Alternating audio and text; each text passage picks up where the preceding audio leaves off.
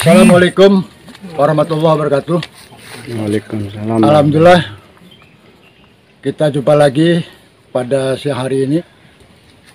Saya sekarang berada di kebun salak Desa Sasahan, Kecamatan Waringkurung, Kabupaten Serang.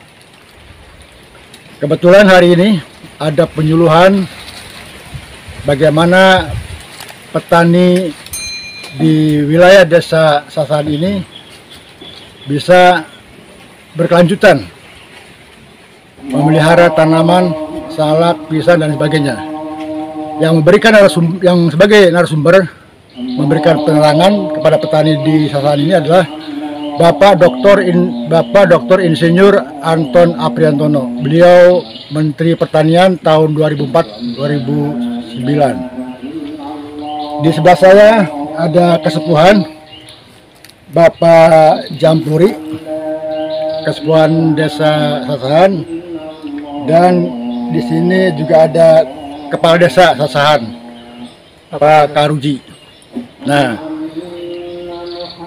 bagaimana Pak sejarah sekilas saja, sejarah salak di Waringkurung khususnya Sasahan, karena bagaimanapun juga sudah sejak lama ini dikenal masyarakat luas ini bahwa Sasahan betul produksi perkebunan di antara salak. Gimana Pak ceritanya Pak? Untuk sejarahnya Pak, saya tidak tahu, karena tahunya itu sudah ada begitu saya sudah dewasa, itu sudah salak itu sudah ada di Sasahan. Sejak lama, ya? Asal usulnya enggak tahu, tidak tahu dari mana asal namanya, ya salak apa tidak tahu. Gitu. Orang bilang tuh biasanya salak Sasahan, Waringkurung saja, gitu Pak. Ya. Ini menunjukkan bahwa betul potensi kebun salak di Sasahan sejak lama, beratus tahun secara turun-temurun. Nah, di sebelah saya ada Pak Kepala Desa Sasahan. Ngomong-ngomong Pak Kades, coba ceritakan produksinya salak ini kira-kira berapa per tahun atau kemana pasarannya?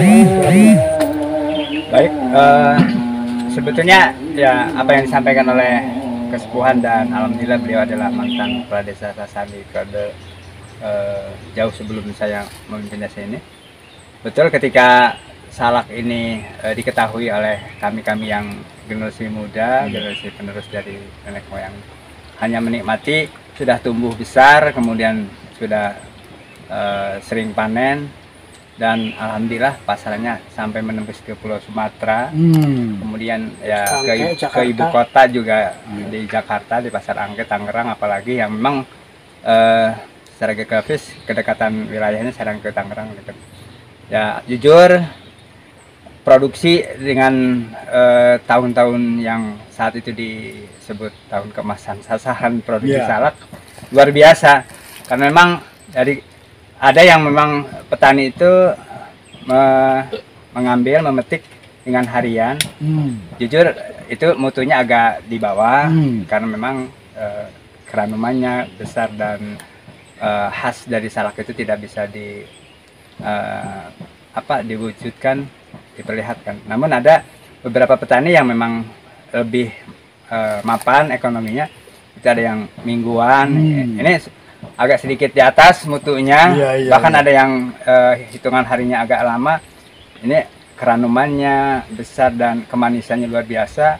Itu produksi memang tidak banyak, tetapi cukup dikenal, sehingga sebelum berapa banyak produksi per hari, per minggu atau per bulan, dan satu kurun waktu dalam musiman, karena memang ada tingkat-tingkat standar dari mutunya itu, sehingga lebih banyak yang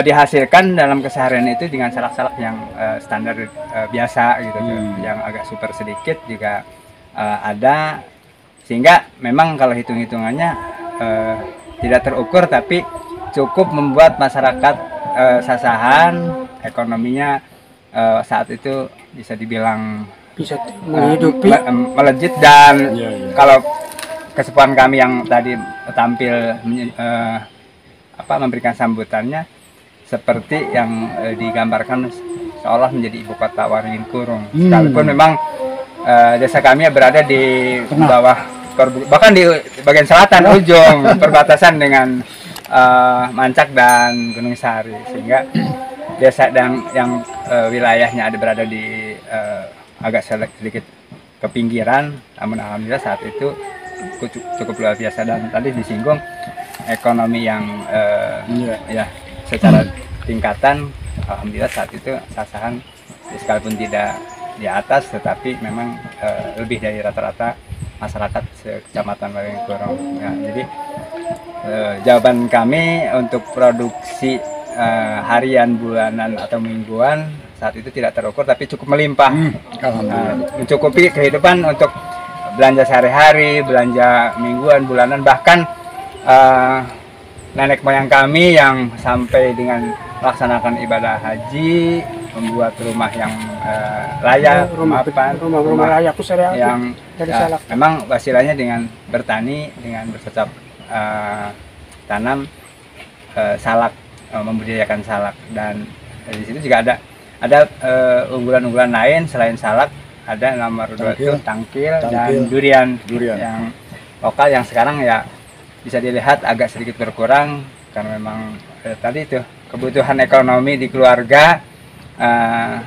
berbarengan dengan jarangnya musim yang tidak seperti yang dulu, akhirnya ya sebagian ada yang hilang sementara, tapi memang sudah tergantikan oleh varietas-varietas yang baru gitu. Tapi yang muncul yang baru untuk durian Sasahannya memang masih bertahan sekitar 50%. Demikian, jadi produksi yang dihasilkan salak itu panennya sehari, seminggu, sebulan tidak terukur, tapi cukup melimpah, luar biasa gitu. Tidak mengenal kiloan, palingnya takra kira-kira doang, tapi ternyata bisa menghidupi masyarakat, bisa memberikan membangun gedung.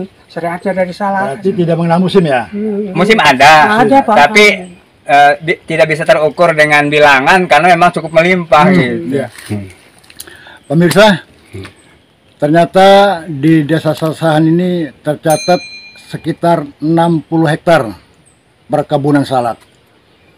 Memang kebun salak di Sasahan tidak begitu akrab ya, tapi ternyata pemasarannya ada sampai ke Jakarta, sampai ke Bengkulu, ke Sumatera. Karena ada rasa yang khas salak Sasahan. Selain salak Sasahan, potensinya adalah tangkil dan durian. Durian termasuk pisang nih. Termasuk pisang, luar biasa ini. Jadi masyarakat di sini secara umum sejahtera lah. Satu hal yang sangat mengejutkan, ini menyangkut sejarah ini. Konon di dalam peta Belanda itu nama Sasahan itu kira-kira Pak?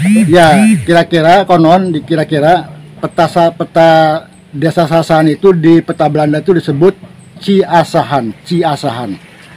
Kemudian ada Desa Gunung Sulanjana. Puncak Bukit. Ya, Bukit Sulanjana.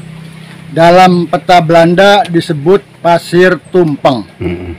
Ada perbedaan. Jadi Desa Sasahan secara umum Waringin Kurung sudah termasuk dalam catatan sejarah masa lalu.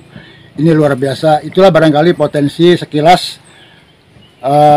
bagaimana kebun salak di Sasahan masih bertahan. Mudah-mudahan sampai seterusnya dilanjutkan oleh generasi penerus. Dan Pak Anton tadi menyampaikan bahwa Sasahan khususnya sudah tembus ke Gunung Sari, menjadi daerah lintas wisata. Ini menyangkut ekonomi kreatif, mudah-mudahan terus berkembang bagi generasi muda. Demikian perjumpaan saya di kebun salak dengan Pak Kades sama Pak Kesepuhan. Kurang lebihnya mohon maaf, kita nantikan obrolan berikutnya yang lebih menarik. Kurang lebihnya terima kasih. Wassalamualaikum warahmatullahi wabarakatuh.